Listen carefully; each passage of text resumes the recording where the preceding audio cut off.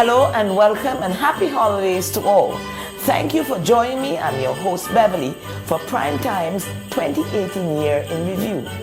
This show is not about politics, social commentary, or a best guest list for the year, but a look back at some of the shows we've done for 2018 where we got to meet some new people, discover new things, and hopefully get to know something more and exciting about our community.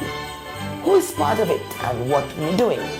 So stay with us, and Prime Time will be right back with much more after this short break. This is Rupert Brown, better known in the community as Major Brown. Because of my service in the police, I've been with Nagico for the past 30-something years. I think it's around 35. And I've always been satisfied with the service I got with them. They have helped many people in this island. As long as I have to keep on insuring them with any company, I will choose Nagico. Every time I go to Nagico, I get the best service that I needed. I think it took a little longer to be paid out, but I could understand. They had to bring in the people out from outside. The damage was so great that they needed people from outside to make the assessments, and that took a little longer. But in the end, I was satisfied that I had people in Nagico who you consider friends. And that's why I've remained with Nagico all these years, because of the friendliness of the people in there. Choose strength. Choose reliability. Choose Nagico Insurances. Welcome back and thank you very much for joining us. This is Prime Time's 2018 Year in Review. For many, 2018 was a year of reconstruction, rebuilding, and even rebirth as communities. And businesses continue to pick up the pieces after the devastation of the 2017 hurricane season. In fact, many were still doing so even when the 2018 season arrived all too soon. At the start of the hurricane season, Primetime went directly to the source, the director of the St. Martin's Met Office, who explained the importance of preparation, no matter if it was going to be a quiet season. We also spoke to the head of the Nature Foundation on the greatest environmental issues facing the island, as well as members of the Phillipsburg Promotional Board, who are working diligently on bringing life back to the Dutch side capital. Reporting a storm, a category 5 or above, how do you do that? Because as I mentioned to you, I heard you, we were following you on the radio, very reassuring, very confident. Is it very important that your tone come over that way to the general population? Well, there are a few things you have to take into consideration. The science you're dealing with is not a perfect science. So you have to assure persons and get them to understand that we have the science and we know the science, but there can be differentials. There can be things that go off slightly and so on. That is why we update from time to time, because the more data you get and the closer a storm gets, is the better the information. And that's why when I spoke earlier about 5 days off, the difference you can get.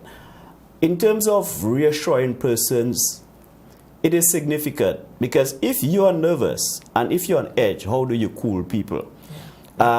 When we have a storm approaching and so on, if persons have enough information, 1 or 2 persons may leave country. But the majority of us, we have to stay here. If you're excited and everything else, you cannot make wise decisions. So we always talk to people and try and get them to keep as cool as possible. We cannot change what is coming, but depending on how we prepare, then we can deal with it accordingly. There's a saying that disasters least affect the prepared. So it's all about preparation. And if you don't relax, you cannot make good decisions. So you need to relax and make good decisions. And if you're the person giving persons the information and you get excited and everything else and you sound like you're not confident and so on, then you're really not helping the people that's getting the information.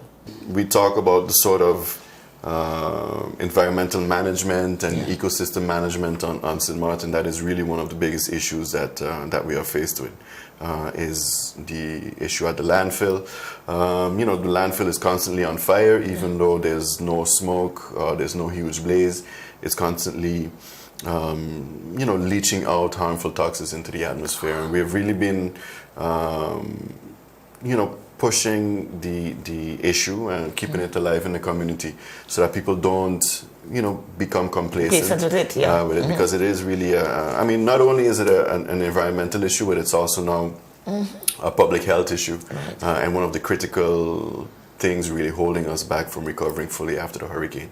Unfortunately, the landfill should have been tackled decades ago, but hopefully now, as we move forward in the quote unquote post Hurricane Irma stage in our development, we can tackle that as soon as possible. We saw two citizens took the government to court because I know one of them has been constantly complaining. Right. She lives on a hill, so the smoke comes right into her house. Yeah, no, and rightfully so. I mean, the citizens have a right to hold their government accountable if they see that there is something amiss with the way that whatever issue affects their public health and affects the environment. So when we saw that news break, we applauded the initiative, and hopefully that will also add to a speedy resolution to what is really an environmental and public health crisis in the middle of our capital. So Val, so when you all sat down and started to decide, okay, we need to do something to revitalize Phillipsburg, what are some of the areas that you looked at? Because I know for sure people were talking about safety, security. Okay, safety is a big concern. Now, safety works in different ways. Just the fact if an area is very clean, that in itself brings a certain comfort feeling. Right. And Phillipsburg is not as clean as it should be. So with that too, you find people who are easy to drop garbage and cans around. So we want to turn that around, that people want to hesitate to do that. And that in itself brings a certain element of feeling safe. Now also having sufficient lighting is another feeling of feeling safe.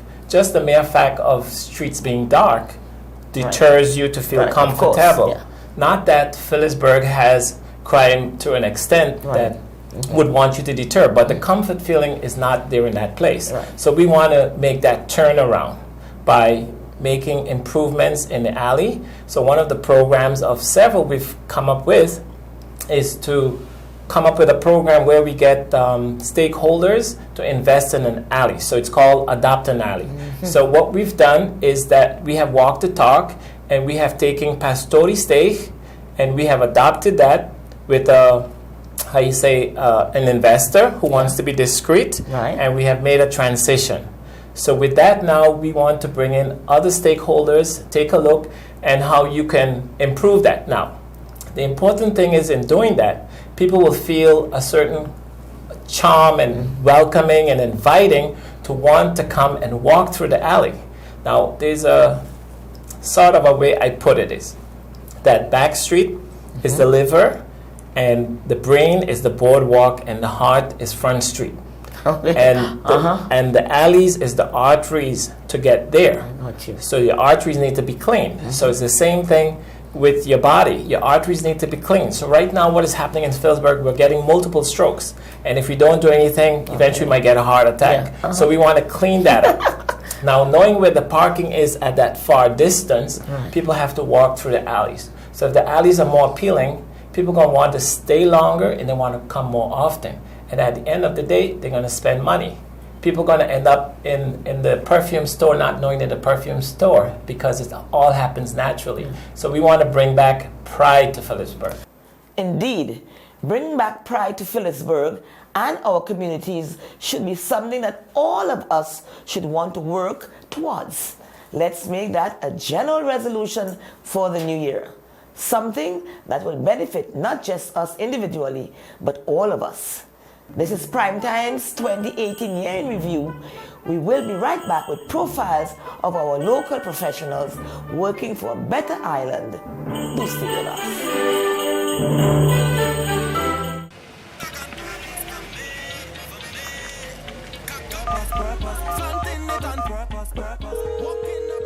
Hey ma, how you doing? You busy? I hear, just paying some bills, taking care of business, you know what it is? I know, you're doing your online banking. I don't have to stand in those long lines to pay bills. I can transfer when I want. I can check my account wherever.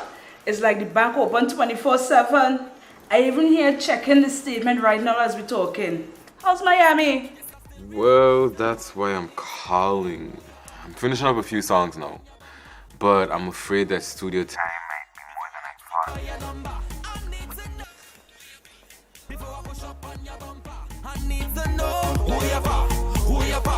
thought. And I was wondering if I could get some help with some funds, and I could pay you back as soon as I get back to St. Martin. Let me check my account. How much you need? I think 500 should be enough. I can transfer it to you while online. Direct from me to you. No problem. Great. Thank you so much, Ma. I'll get online with Viv now. Alright, darling. You know who you're for? I need to know who you're for. Contact WIB today for your complete personal online banking experience. Available for all mobile devices. The Wynwood Islands Bank, now your online banking partner in progress. A cruise is a great adventure, not only for passengers, also for us. The Port of St. Martin. Our port always reflected the needs and aspirations of the time. From the first to the 1.75 millionth passenger in 2013. Our cruise story started in 1963 with our first cruise passenger. 50 great years later, 20 million passengers later, thousands of cruise berths later, we've become the leading port in the Caribbean. 50 fantastic years.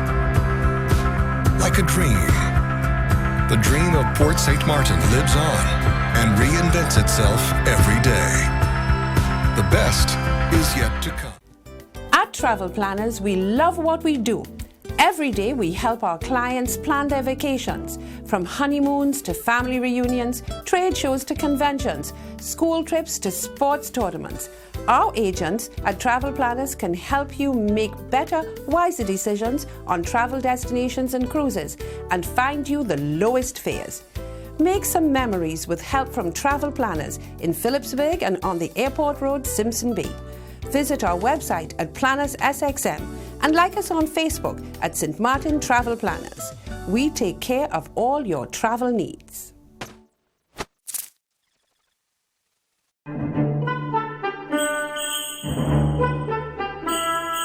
Welcome back to Primetime's review of our programs of 2018.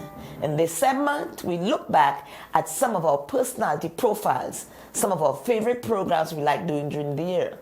Specifically, those of our local directors and CEOs of some of the major organizations who we spoke to one-on-one during the year. It's been more than a year, but like it or not, many still continue to live with the impact of the hurricane of 2017. None more than my guest, whose lives on a professional level were completely changed post-Irma. For the chairman of the Chamber of Commerce, the business community must be better protected. The CEO of GB found himself suddenly thrust into the spotlight. He never expected that. And for the new head of the cultural department, maybe Irma was a wake-up call. See, what did you find? With regards 1,200 people you went out. You did that survey, and what were some of the results of the survey? Well, one of the positive results is I didn't bring it. 84% of the businesses at that time mentioned that they were going to reopen. 84. Yes, and 65% of the businesses that we interviewed mentioned that they were going to maintain their complete staff. So that was really, really, really good. Let me see if I can remember. We had a lot of businesses that reported that they were not damaged from the hurricane, but the looting aspect also, affected them. But there were 4 main points that came out of the survey from the members. One is what tax incentive government will be providing to the business community.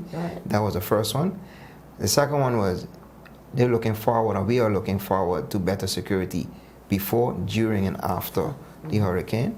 And the third one is enforcing the building code of St. Martin. Why? Is because we had a lot of businesses that were not damaged. However, because the structure in front and the back of them wasn't to our code, their roof flew off and you know, come straight into your establishment. And the last one, let me see if I can remember the last one. I don't think I can remember the last one right now. But you said about yes. The last one is revisit the issuing of the hurricane passes, which we did. Oh, okay. So with those 4 points, you know, we as Chamber sat down and kind of say, okay, how can we break this up in pieces, and how can we best tackle each of these points? The pressures from the general public. That was a challenge for me the first year, because I never liked the public, to be in the public. I'm not a public You didn't like figure. public. You didn't like No. to be in public eye. I refused this offer as a director 3 times. Yes. I was asked 3 times before I refused because of being in the public. I think sometimes people might get a negative rap unjustly. Like I heard people criticizing me, don't even know my first name or second name, but I may criticize and judge and so forth. But I've learned to overcome that. I think every challenge, once you face it, you can overcome it and move from there. So I've learned to listen to the comments, and my motto is, in every negative, there's a positive. So whatever people say about me, I look at the flip side of it, and what I can take from it and move on. If there's not to move on with, it's just the opinion. Yeah. But I maintain... That has been difficult. It was, but I maintain the fact is I'm here to do a job at GB. I will give it my all, because GB is my life. I've been with GB for 21 years, and my goal for the time I started working in GB was to become director one day. That was your goal? Yes. Wow, but you know, director comes with public face and the press and the public, huh? But back then the public was much more different than what it is today. There was no social media, right, etc. Right. But as time went by, I said, you know what, in time, everything will fall in place. But I was asked to take this challenge before my time that I had planned. Yeah. And I said, you know what, if God put me here, let me do that. I'll face it. And we went with 8 students, which was the largest amount ever that qualified to travel to France. So we went to France and we compete, and first you had to win on the regional level, which took place in Sandy Ground Cultural Center on I remember that. April. Right. I remember seeing that. And we placed gold medals there, and by winning gold, then you get to travel to France, where you compete against all other gold medal winners. And this is what the story is about. So then we went to France, and the competition had 4,000 competitors. 4,000? Yes. Wow, so you could almost be lost in the crowd. Well, it's held over 3 days. Yeah, okay. So it wasn't. It was quite a number of people. So Rachel, tell us about your experiences in France with the competition. It was, I would say, nice.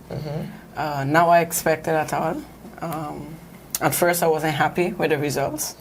But then, after long talks from our co-director, you gain a sense of gratitude for reaching there in the first place. Yeah. Yeah. So tell us, you are well known in the community as a very artistic and creative student, and so how do you do that? How do you balance that and then school also?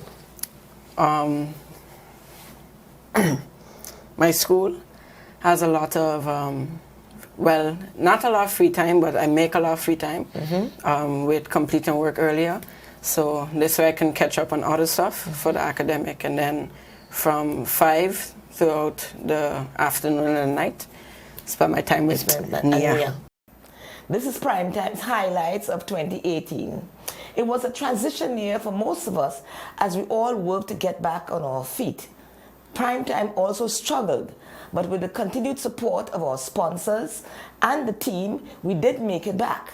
Thank you for your generous support through the more than 3 decades of Primetime programs. We'll be right back after this short break. And remember to look at this program and all our programs. You can visit us on Facebook and on YouTube. And don't forget to subscribe. We'll be back in a moment with much more exciting tips.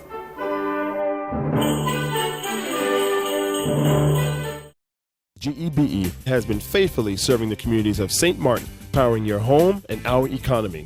Come rain or shine, our qualified team of professionals are working hard 24 hours a day to provide you and your family with safe, reliable electricity and water. We use the latest technologies and test our products daily to maintain the highest international standards. Our friendly staff is always there to assist you, whether in person, over the phone, or online. We are committed to constantly improving our products and services, making them more efficient, effective, and environmentally friendly to serve you better today and our next generation of clients tomorrow. GEBE, powering a brighter future. Our friend Megawati is here with tips to save you energy. 1. Turn your airco temperature up. 2. Use a ceiling fan instead. 3. Buy energy-saving products. Save some green with NVGEBE. The Daily Herald is my first source for up-to-date information and news. Putting together this program of prime time requires research and knowledge of current events. For local news, regional and international news, do read the Daily Herald.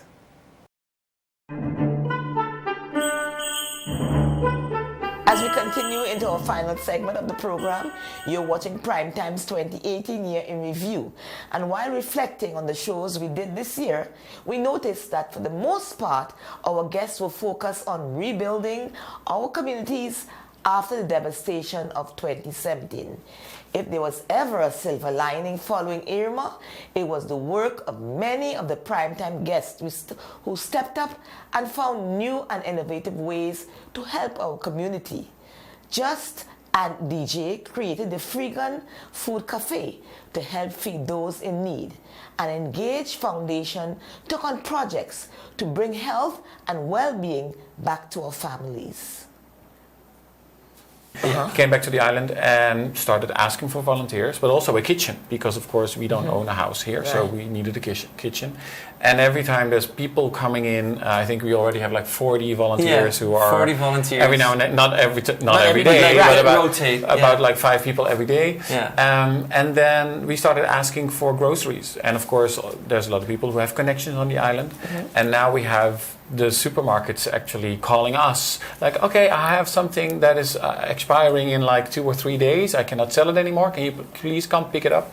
And, our car is now stuffed with cans with tomato sauce as in a base for pasta sauce. We have like, I think, almost 100 cans, and we can give them away to tomorrow. This afternoon, Sunita from CAMS, she called me saying, I got this, can you come pick it up? So I come pick it up, and tomorrow we drive into the areas and we give it to the people, and they're very happy with it.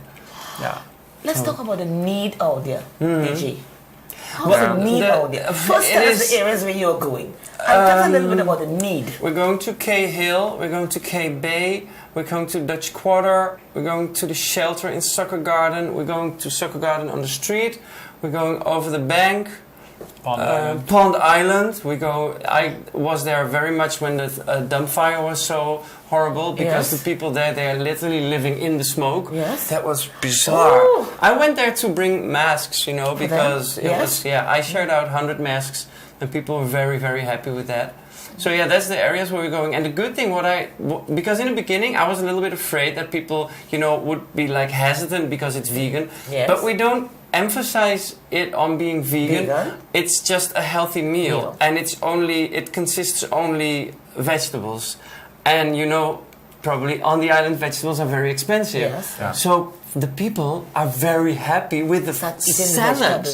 Because the chicken and the ribs and the rice and peas they get already, and then a salad is actually like a luxury thing. So people totally love it. They know me as the salad guy.